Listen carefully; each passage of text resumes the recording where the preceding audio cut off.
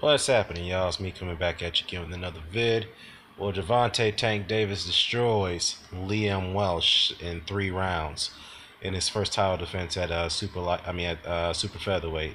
Now, going into this fight, I had a little bit of a controversy because, well, it's not much of a controversy, but it is a bit of a shocker. Going into this fight or before the fight, leading up to it, Gervonta Davis failed to make weight in his first attempt. At the scales.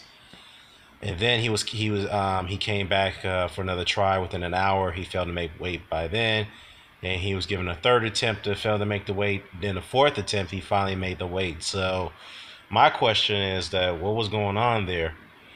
Someone had messaged me about this and asked my input on this, and I'll say one thing, man. I've noticed from my observation, maybe Tank was a little discouraged going into this, and the reason why I say that is because his promoter Floyd Mayweather, leading up to this fight, made this all about himself, not about his fighter, and that's typical Floyd. He's a self-centered guy, man. He just can't stand when the spotlight's put on someone else other than him. Even though this is his fighter, but Floyd wants to always have his name attached to every goddamn thing that pertains to a fight. Yes, he is a promoter. He does have a right to have his name attached to it to some degree. But this is your fighter that you have to promote, man. This is about him defending his title, not about you. You're retired. So act like a promoter. Don't act like a goddamn fighter, man. Trying to upstage, fighters every goddamn time when you get a chance to. This is the same behavior that he had for the, leading up to the Badu Jack and James DeGale fight. You know how he acted so stupidly after the post-fight, screaming robbery rematch. In the post-fight interviews when the interviewers are trying to interview the fighters rather than him.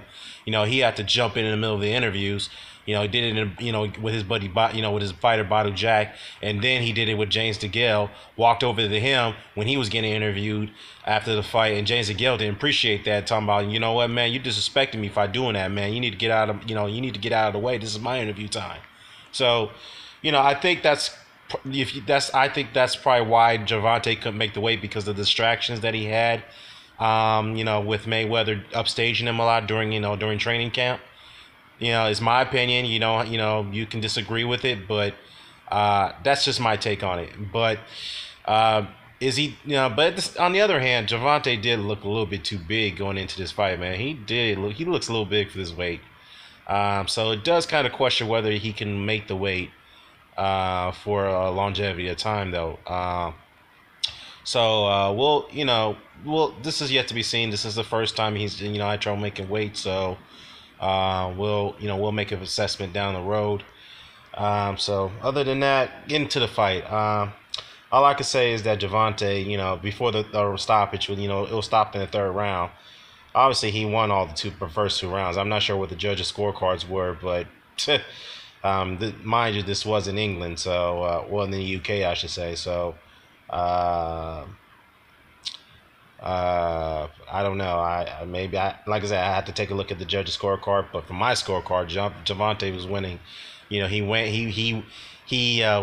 was winning the first 2 rounds, even the third round before the stoppage. So because Walsh, what he tried to do is when his style is south, he has a southpaw style, so he recognized he understood immediately that I should say he respected Gervonta early on when Gervonta was applying the jabs and the combinations and the feints early on into the fight. And so what Walsh tried to do, recognizing that he did lose the first round, what he did do, he's trying to change strategy by switching to orthodox, hoping to confuse Davis.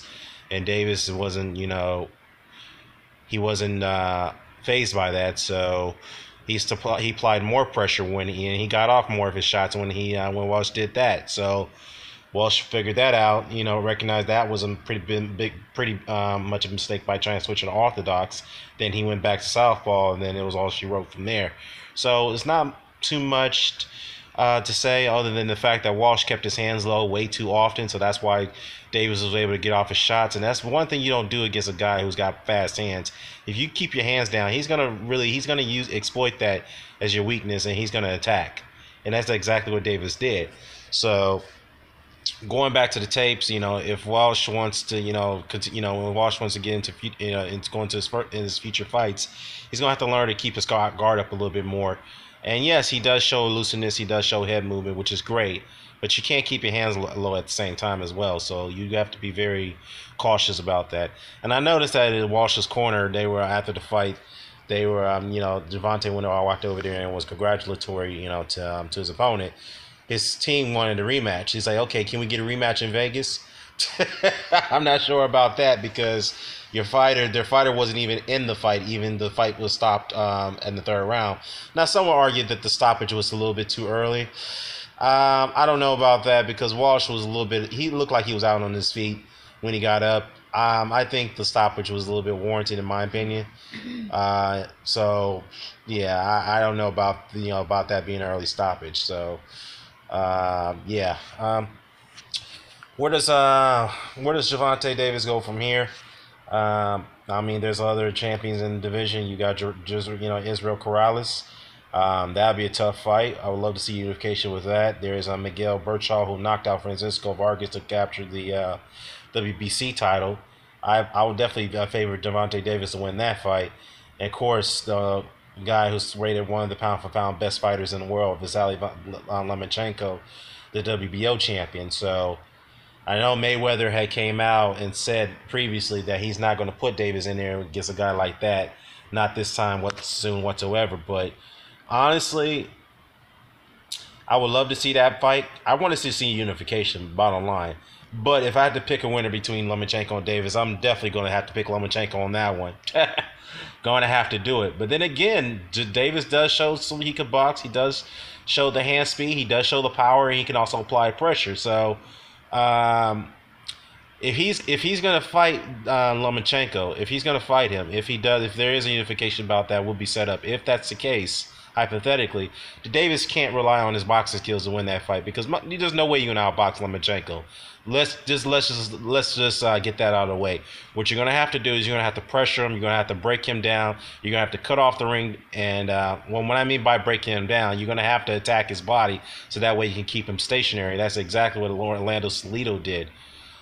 So, and speaking of Salido, you know that Lomachenko is not keen on getting that rematch.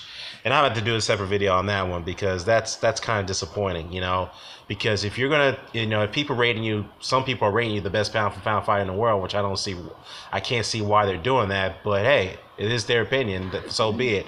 But the fact is that if you are the champion and you regard as one of the highly top skillful fighters in the world, the least you can do, add to your greatness, is try to rematch you avenge your loss. If you're not successful in it, great. We can't knock you for that. But at least do what other great fighters do. Try to avenge their losses and see where it goes from there. Okay? So, yeah, that's a separate video on that. But anyways, let me know what you guys' thoughts on this. Where do you see Gervonta Davis go from here?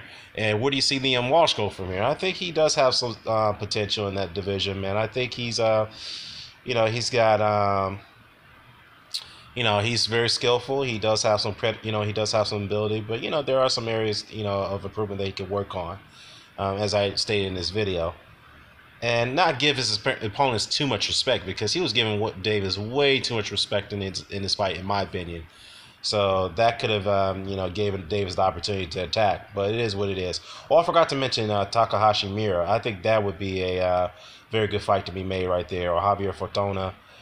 Even Francisco Vargas, even though he got knocked out, that would still be a good fight. And I would have to favor, I would have to favor Davis to win either way.